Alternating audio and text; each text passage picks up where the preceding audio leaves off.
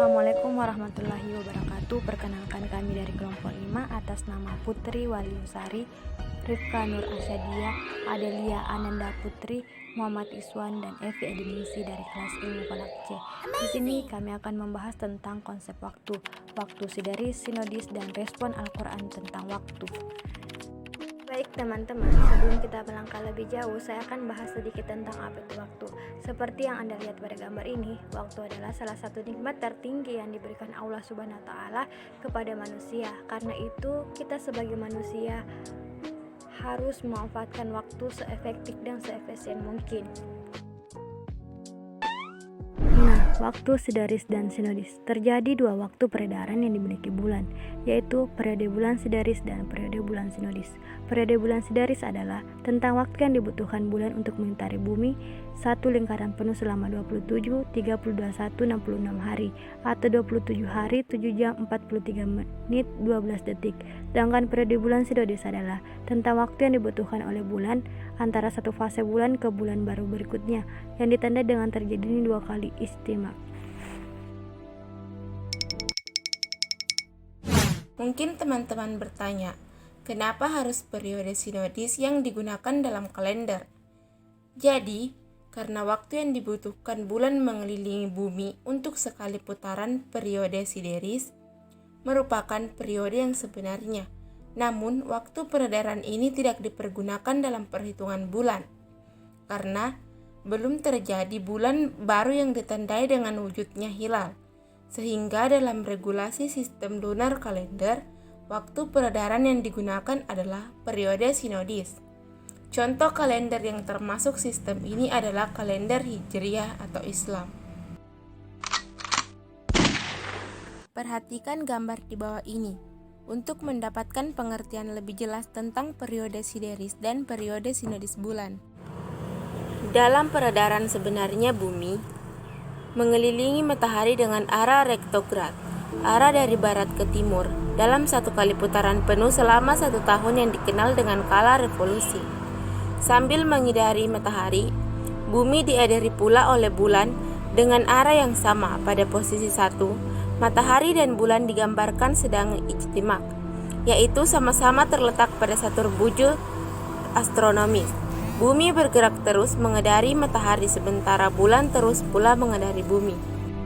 Waktu yang ada antara posisi 1 dengan posisi 2 inilah yang dikenal dengan satu periode bulan sinodis yang rata-rata lamanya 29 hari, 12 jam, 44 menit, 3 detik dan dijadikan dasar dalam penetapan awal bulan Komariah dalam setahun berjumlah 354 11 per 30 hari.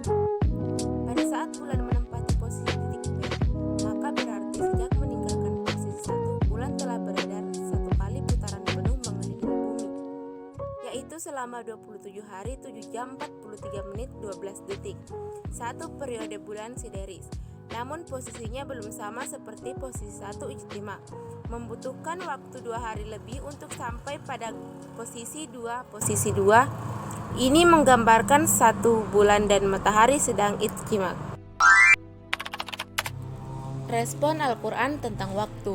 Menurut Shihab, Al-Quran menggunakan beberapa kata untuk menunjukkan pengertian waktu seperti ajal, dahar, waqt, dan asar.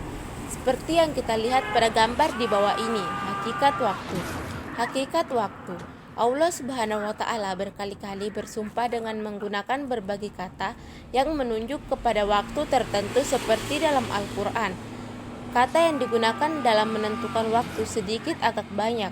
Bahkan Allah Subhanahu wa Ta'ala berkali-kali bersumpah dengan menggunakan berbagai kata yang menunjuk pada waktu-waktu tertentu seperti wal asr demi masa, wal lail demi malam, wad duha demi waktu matahari sepenggalahan naik, wal anahar demi siang, wal asubhi demi waktu subuh, wa al fair demi waktu fajar, dan lain-lain.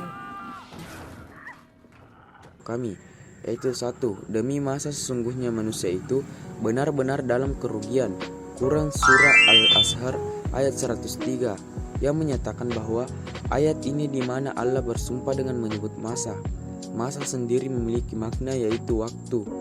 Jika Allah bersumpah dengan makhluknya, maka menjadi suatu isyarat agar orang beriman lebih memperhatikan waktu dan memanfaatkan waktu sebaik-baiknya.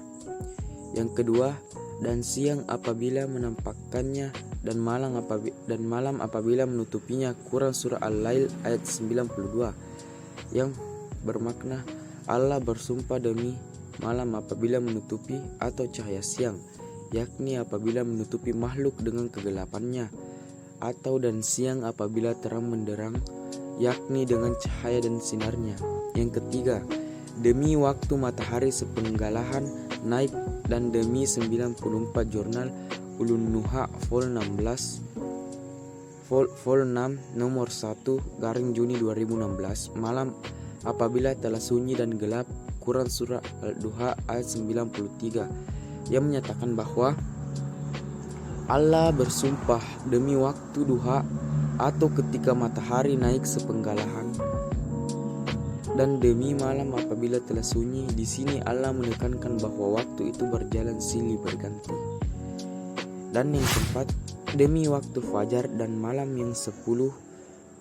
Quran surah Al-Fajr ayat 89 yang menyatakan Allah bersumpah demi waktu duha atau matahari naik sepenggalang dan demi malam apabila telah sunyi. Di sini Allah menekankan bahwa waktu itu berjalan silih berganti. Dan yang kelima, dan demi waktu subuh apabila fajarnya mulai menyingsing. Quran surah Al-Tahwir ayat 81 yang menyatakan bahwa dan dengan waktu fajar yang datang dengan cahayanya, yakni pagi yang meninggalkan kegelapan malam. Dan ini juga merupakan ayat Allah yang jalaluhu dengan siang dan malam, dan sumpah-sumpahnya yang telah disebutkan adalah penekanan akan kuasa Allah.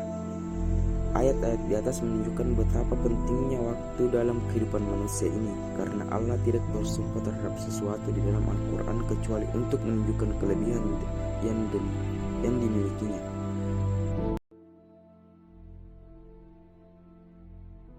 Karakteristik waktu. Pertama, cepat. Satu di antara karakteristik waktu adalah cepat berlalu. Dan ingatlah akan hari yang waktu itu Allah mengumpulkan mereka merasa hari di hari itu seakan-akan mereka tidak pernah tinggi di dunia melainkan sesaat saja di siang hari atau yang waktu itu mereka saling berkenal. Quran surah Yunus ayat 45. Yang kedua, tidak bisa diulang. Surah Al-Asr. Waktu yang telah habis tak akan kembali dan tak mungkin dapat diganti. Inilah ciri khas waktu dari berbagai karakteristik khusus waktu. Dalam surah Al-Asr, Allah bersumpah dengan waktu, yakni waktu keberuntungan dan amal saleh bagi orang yang beriman, dan waktu menderita sengsara bagi orang-orang yang ingkar dan berpaling. Yang ketiga, modal terbaik bagi manusia. Quran surah Al-Jasiyah ayat 24. Modal terbaik bagi manusia. Dalam Al-Quran, Allah Subhanahu wa Ta'ala telah menempatkan waktu pada posisi yang sangat tinggi, dan mereka berkata-kata, kehidupan ini tidak lain saat kita berada di dunia. Kita mati dan kita hidup, dan tidak ada yang membinasikan atau mematikan kita kecuali dahar. Perjalanan waktu yang dilalui oleh alam. Quran surah Al-Jasiyah ayat 24. Selanjutnya, manajemen waktu berdasarkan keislaman.